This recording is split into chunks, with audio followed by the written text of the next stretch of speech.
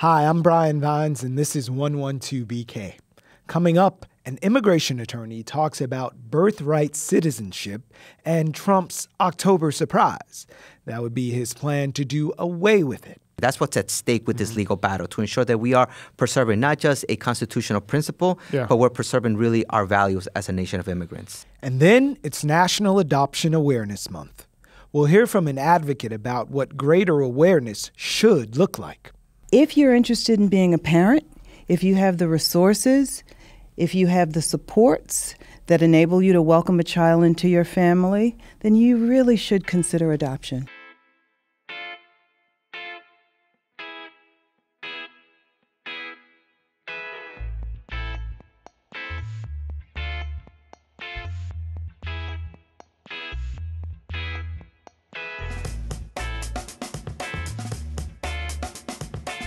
Long before Donald Trump was a glimmer in his eyes, Lindsey Graham was angling to get rid of birthright citizenship via a proposed amendment to the Constitution. 8 years later, birthright citizenship has been thrust back into the news after an HBO Axios interview in which Trump was asked if he had a plan to change citizenship laws enshrined in the Constitution. And by golly, he did. This time by executive order. Predictably, that plan was panned and called out for the racism at its root. The 14th Amendment, framed in 1866, said, "All persons born or naturalized in the United States and subject to the jurisdiction thereof are citizens of the United States and of the state wherein they reside." That's the Constitution. This is only a problem when America's conservatives fret that too many non-whites are becoming citizens, like right now. So they want to change that by parsing and misrepresenting the law. According to a constitutional law professor in Baltimore, if Trump is successful, the trapdoor to dictatorship will have fallen open, unquote. To talk about whether or not we're about to fall through that trapdoor, we're joined by immigration attorney and frequent 112BK guest, Cesar Vargas. Welcome back to the table, sir. Thank you so much for having me again. So before you arrived today, on Election Day, you were at an event with another friend of the show, Councilmember Carlos Menchaca. What were you doing this morning? Well, this morning I was working with a Lawyers Committee for Civil Rights and NALEO, the National Latino Association of Elected Officials, to really respond to questions from voters from across the country on their rights and just answer basic questions like where is the polling site, where am I registered, and some more deep questions that people needed help, including someone's asking me for my identification. It's someone's challenging my voting history. So, you know, it's one of those questions for us that this election is very important for us to get the community out there to support, because we know that there's a climate of fear that this administration has created and a climate of hopelessness for many people to disregard their rights because they feel that their rights are not being protected. And today is one of those days that on Election Day, we want to make sure. And the councilman has been working tirelessly to respond and inform the immigrant community on the latest developments on immigration, especially in this administration that tries to take away rights from immigrants left and right. So just one more question about that before we get into this birthright citizenship. Looking at the forum today and hearing the questions, how are you feeling about the climate after hearing the voices of real people really standing up and saying, hey, I have a question? Well, it's definitely exciting, especially Spanish speakers who are U.S. citizens long-term, and they may feel that because they don't speak English or their English is very limited, that they are going to be confronted with roadblocks and not be able to vote. So our job is to make sure that we are out there and making people feel that they have the right and that they have the power to vote. And people are really excited despite the rain. People are going out there in the morning, people are going there in the afternoon, and hopefully we can continue this momentum going on till the end of the night until the polls close at 9 p.m. So I'm going to ask you, counselor, what is your working definition for all of us non-constitutional scholar types of birthright citizenship as it is defined in the U.S. Constitution?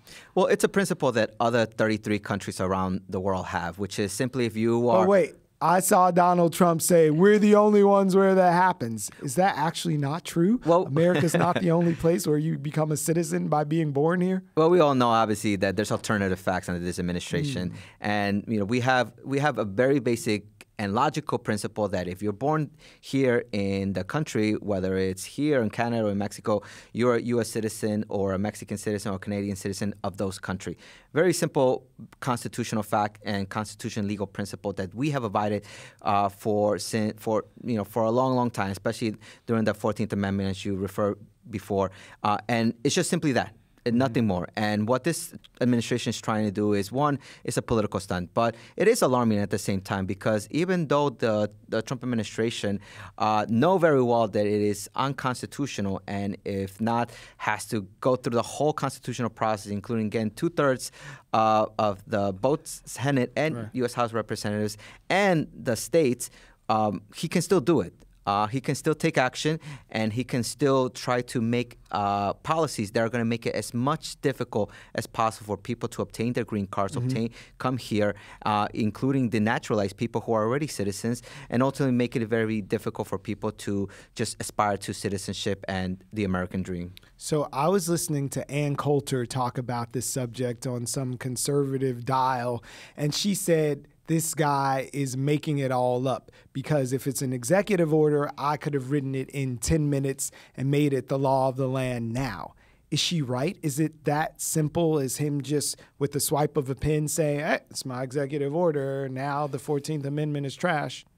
Well, he can definitely do a lot of things with the power of the executive under his belt. He has done it, whether it's on the Muslim ban, whether it's just eliminating DACA. We know very well that he can do it. Now, the other question is whether he can constitutionally do it. So, obviously, the process of going through the courts and debating with the lawyers, that's a conversation that could take years, if not months, for us to decide legally. But the most alarming part of all that is the de facto consequences of all that. We have states now, like Texas, who are denying birth certificates to U.S. citizens simply because they feel that if you're born to undocumented parents, you need to show this proof, you need to show that identification. So the consequences of people, their rights being taken away, their citizenship being denied, it's happening now. And this president is exacerbating that crisis where people, whether they're citizens or not, are going to see their rights being eliminated, terminated, and ultimately we're going to see a country where it doesn't matter whether you're a U.S. citizen or a non-citizen, you can be targeted by this administration. And as the constitutional profession said, absolutely, when a president or whether an elected official thinks that they have all this power, that's alarming for every single person, not just those who are here undocumented or as children escaping violence, but everyone has a real chance of being targeted. There have been a lot of criticisms as well of the way that the media has been covering this, saying, this is Trump giving red meat to his base. He knows that he's not going to do this, and he just wants to get people riled up and get their hate on before going to the polls to really turn out. How much credence do you give to that argument? Oh, there's definitely, it's a dog whistle for Donald Trump and his base to be riled up. No question about that. But the real consequences is how other states, other cities are going to run with this. Yeah. And we have in Louisiana where the state is denying marriage licenses to those who don't have a valid visa stamp on their passport. So if you're undocumented, or even if you're documented and you apply for asylum or any type of protection, legal protection, they may be denying not just birth certificates but marriage licenses, driver's licenses, and voting rights. So that's the alarming part, that we know very well this administration is just plain theatrics when it comes to throwing red meat to his base. But at the same time is what the other cities and states are following that doesn't get that coverage, that is equally detrimental to people's rights. Let's pull on that thread a little bit more, because we saw all of the sound and fury surrounding the Muslim ban, the slap back, and then the return of really trying to jam something through. So are we in real danger of this coming back in some form? And what does the resistance look like? Well, there's no question about it. We're going to fight this in the courts. We're going to take this to federal court. We're going to take this ultimately to the Supreme Court. And as we know very well, we have a conservative majority now with Justice Brett Kavanaugh on the Supreme Court. So the Supreme Court is not going to look very friendly. So I think that is a questionable component of whether or not we're going to succeed. But ultimately, we have a constitutional process, and the resistance means that we're going to fight this in the courts, we're going to fight this in the legislature, and we're going to fight this in the streets to ensure that people's rights are protected and that we keep our country and our nation as a nation of immigrants, but most important, a nation where citizenship means equal protection under the law for everyone, regardless of your citizenship status. I wonder if you have any idea of what the landscape would be if there was any level of success with this and all of a sudden something that we thought was bedrock, hey, I was born here and now I'm a citizen no matter what. What are the alternatives? What would one have to do to prove their Americanhood if not being born here like we've been since 14?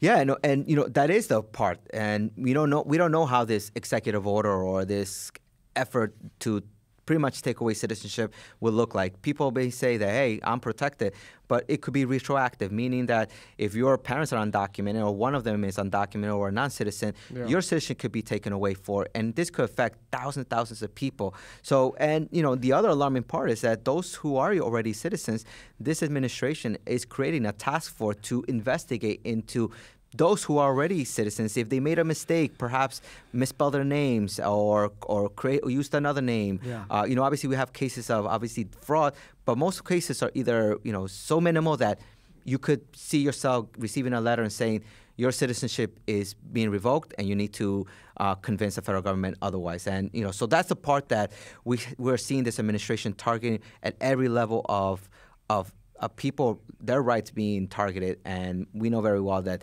despite the political dog whistle, it has real consequences on people's rights.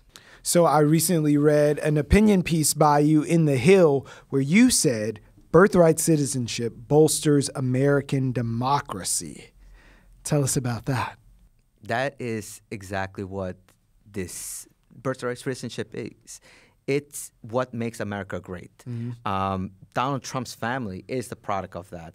His grandfather was an immigrant. His mother was an immigrant. Many of his supporters are children of immigrants. And they're yelling at you right now. They Absolutely. did it the right way. They came through Ellis Island. They came from Staten Island. Wherever island they came from, they got in line and they did it the right way. I saw Mike Pence say it the other day. And ultimately, when we're talking about birthright citizenship, we're really talking about the basic principle of what this nation is about, that you can come from any part of the world and settle here, have children, have a family, and still call yourself American. Yeah. Proudly say that you're Mexican, Greek, Italian, Irish, Liberian, Jamaican, you name it, and still be deemed an American. And I think that's what's at stake with this controversy. That's what's at stake with this legal battle, to ensure that we are preserving not just a constitutional principle, but we're preserving really our values as a nation of immigrants. So if we get into the Wayback Machine, 14, 15, 16, those are essentially the Black Amendments. This is all the post-Civil War stuff to incorporate Black people into America. And a lot of folks on one side of this argument are using that historical fact as a basis for saying, oh, it looks like this. But it's really not that. It was about them then, so it's not really applicable now. So that's drawing a whole bunch of people in confusion and dog whistling again. Well, let's talk about the real history of the 14th, 15th, and 16th Amendment, and the real history of immigration laws, which is they were inherently created to address racist principles, racist governments, racist state, why we fought the Civil War, and also our immigration system has been inherently racist. It doesn't matter whether you were in 1790, where only white U.S. heterosexual Protestants could be citizens, had power to vote. But we know in 1882, the Chinese Exclusion Act, if you were Asian, you would be banned from this country. In 1950, Operation Wetback, the U.S. deported more than 2 million Mexicans and Mexican-Americans, U.S. citizens, because they saw what? We don't want brown people. We don't want black people. We just want Obama. We just want people from Sweden, as this administration has said, right? So absolutely, this is nothing more than another racist attack by this administration using inherently racist immigration system to target people of color. Can we, just before we get out of here, talk about one more thing that's been bedrock since the Holocaust, welcoming people who are seeking refuge from persecution? There's a caravan coming, or there's a scaravan coming, depending if you listen to AM or FM radio. What of that should we be watching out for when we're getting all of this messaging? Well, simply, one, many of these people coming here who are seeking asylum under U.S. and international law, they are going through a legal channel to petition the government for protection from violence or whatever they're escaping from. That's basic principle, legal and overall policy-wise.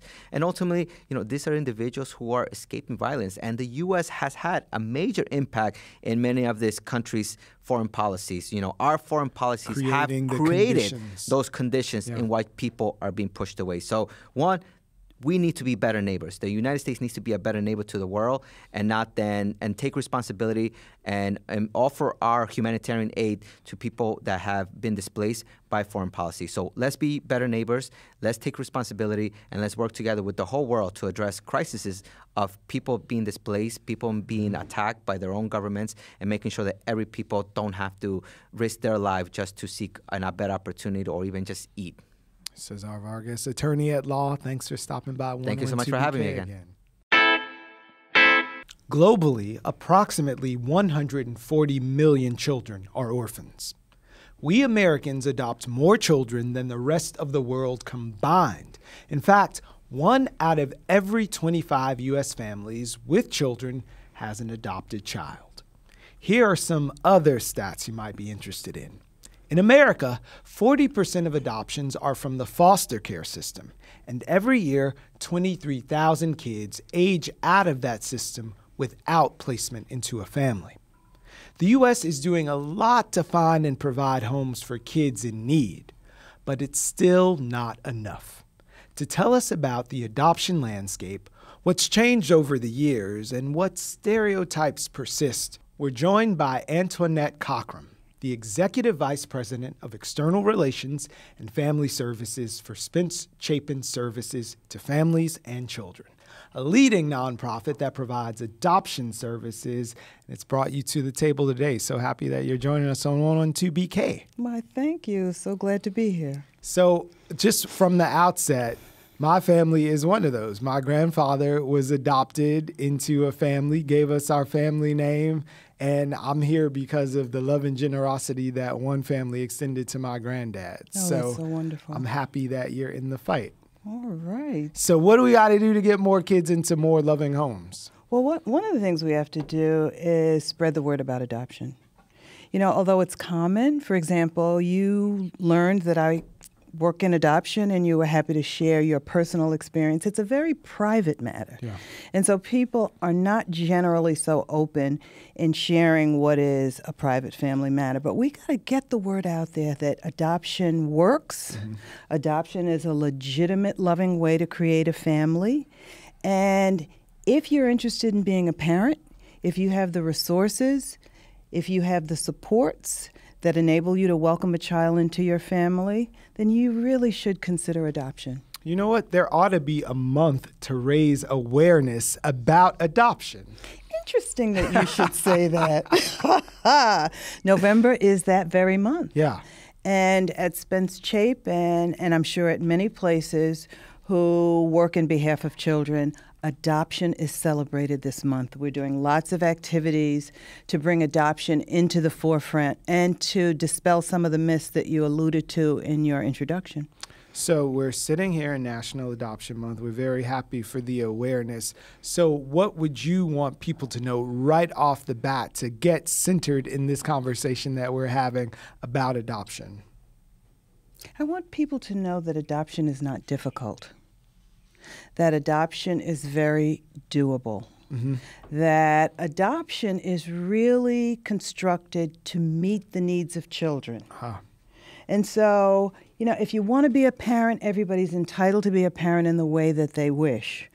But formal adoption is constructed to help children in need find permanent loving families. Right now, mm-hmm. those children are predominantly slightly older children. Yeah. And children who have special needs. So there is this idea that, number one, it's difficult and it takes a whole bunch of stuff and you have to open up your entire life. So to be sure, there are some controls. We want people who are qualified to be taking care of raising children, but there's also this perception too that everybody wants a baby. Some people want babies. Yeah. You know, and those people are entitled to be parents of infants. But many people just want to be parents. Yeah. And they want to establish loving bonds with a child whom they can raise. What do you think is the biggest bar keeping people from making that step from going into, I'd be open to adoption, to actually making a step in the direction of bringing a child into their family? I think it's the fear and ignorance that we started talking about a moment ago of the process of adoption. Of course, it's regulated as well it should be. Right. I mean, it's about safeguarding children. And so there's lots of legislation. The legislation governing domestic adoption is determined on a state-by-state basis. The legislation governing international adoption is determined federally. There are lots of laws, and again, there should be, but it's not impenetrable, it's not doable. I suggest to people that if they're interested in adopting, that they work with an agency of professionals like the professionals at a Spence-Chapin who can guide you through the process and who can demystify some of the things that may be confusing, and who have worked very hard to expedite the process. There's a lot of paperwork. Well, paperwork. What about international adoptions versus adoptions with an agency like yours, where people are here and they're of the community, besides getting a plane ticket and going somewhere where there is need, but there's also need here? Okay. You know, when people ask me about domestic versus international, I like to say it's the difference between what your preference may be in terms of building a family and what your drive is. If you are a person who's internationally oriented, who has relatives who may be from other places, Gotcha. and who's always been politically motivated or socially motivated with an international embrace, Spence-Chapin facilitates both domestic and international adoptions. Very cool. And so there are groups of people who want to stay home and want to adopt children here. Yeah. If you adopt through our agency domestically, we do have a program where we place infants. The international adoption program, however, not only for Spence-Chapin but generally, is looking for homes for slightly older children, for sibling groups, and for children with special needs. Looking at this adoption landscape, whether it's foreign or domestic, a lot of those do happen to be transracial. And, you know, walking around in Fort Greene or these other stroller derby, you see a lot of families that are modern families who have that mix. What kind of sensitivity is paid to those, and making sure that parents are equipped as well to rear a child who may be a little different than they are? Yeah, that's very, very, very important, and it's a responsibility that we take seriously at Spence-Chapin. If you approach an agency like ours and talk about, I could embrace a child of any race, then we're going to engage you in a conversation about what that actually means to you and how much you know. What does that go like? Like, you know how to comb hair? You make cornbread? Oh, hair is big. Hair, how to take care of skin color. What happens when your child bypasses that cute little baby stage? Everybody can love a baby. But when your child starts to look like a young adult. And wants to date. Where do you live? Do you live in a diverse community? Will your child have role models? What do you know about racism?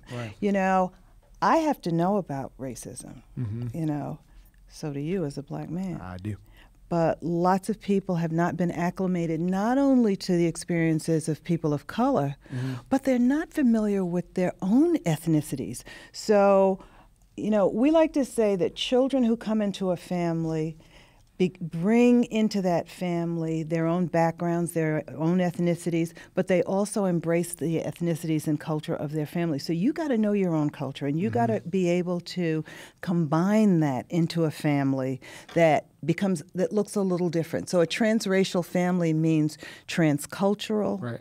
And all those kinds of things. So there's a lot of education that goes on, and there's a lot of people are sometimes surprised to learn that what their heart wants, they are not able to handle. And so we say no to some people. So can we go for like the trifecta then? There's Okay. Cam and Mitchell on Modern Family. They have a young daughter who's an Asian American woman. So a gay couple with an Asian daughter, and it's on TV, but it's real life for some people. How are gay couples brought into this world in adopting?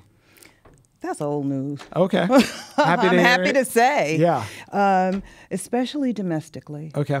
Gay couples predominate in the world of adoption domestically. Unfortunately, there are many countries who do not accept same-sex relationships, families, and prohibit them. And so those are countries that we at Spence-Chapin don't work with. Well, it's election day. Is there a patchwork of states that have the same sort of restrictions? In New York, we might be fortunate where there are people who are as evolved as Spence-Chapin, but in other states, are gay couples welcome to adopt children? You know, now we're going into territory that I'm not as familiar with. I know that Florida is a place that's much more prohibitive in terms of gay families. Also, I like to make a distinction between private adoption and straight adoption and foster care. What are the two? Okay. Private adoption, which Spence-Chapin is a not-for-profit private agency with no affiliation to government funding, determines its process in accordance with New York and New Jersey laws and regulations. Gotcha.